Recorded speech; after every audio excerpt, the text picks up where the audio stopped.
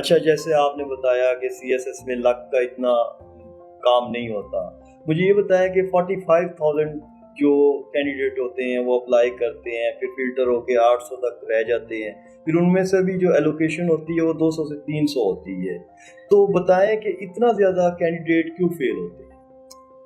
यार वही चीज़ है, देखो बहुत सारे लोग ना आ जाते हैं कि यार सीएसएस करना है, क्योंकि हमारे यहाँ आजकल जिस तरह के हालात चल रहे हैं, बेरोजगारी है और लोगों में जो है ना, जिसे कहते हैं कि एहसास महरूमी भी है। लोगों को लगता है कि सीएसएस एक शॉर्टकट है, तो उसमें जो है ना हमें कोई बेहतर फ्यूचर मिल सकता है, तो बहुत सारे लोग ट्राई करते हैं।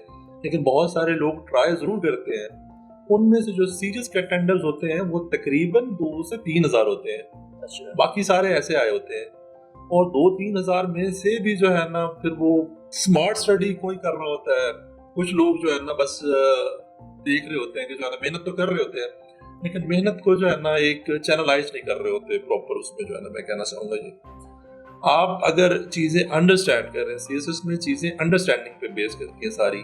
मेरा नहीं ख्याल के जो है ना, अगर कोई बंदा कमिटेड है, अपने गोल में क्लियर है, कंसिस्टेंट है और कॉन्फिडेंट है, सेल्फ बिलीव जिसे आप कहते हैं, तो वो नहीं रह सकता। हमारे यहाँ ये होता है कि एक बंदा को 14 घंटे पढ़ लेता है, अगले दिन फिर 8 घंटे पढ़ता है, फिर अगले दिन को 18 घंटे, फिर माइंड को थका रहा होता है, चीज़ें जो है ना उस तरह से नहीं वो कर रहा होता, जिस तरह मतलब अंडरस्टैंड कर रहा होता। जिस तरह क्वेश्चन है बहुत इंपॉर्टेंट है, क्वेश्चन को समझना बहुत इंपॉर्टेंट है, लोग क्वेश्चन को नहीं अंडरस्टैंड कर पाते।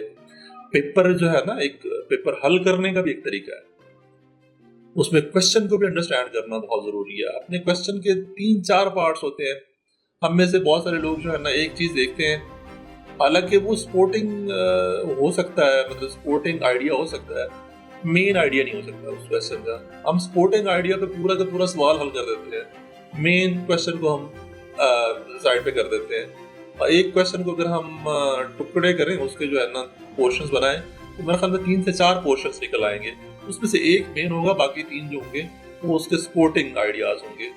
तो ये सारी चीजें हैं जिसमें जो है ना सब्जेक्ट सिलेक्शन मैटर करती है। आपने कौन सा सब्जेक्ट सिलेक्शन की है, और आप किस तरह लेके चले हैं, और किस तरह आपकी रूटीन रही है, किस तरह से आपने एग्जाम को अंडरस्टैंड किया, और कितनी आपने प्रैक्टिस की है, सबसे ज्यादा ऐसे की।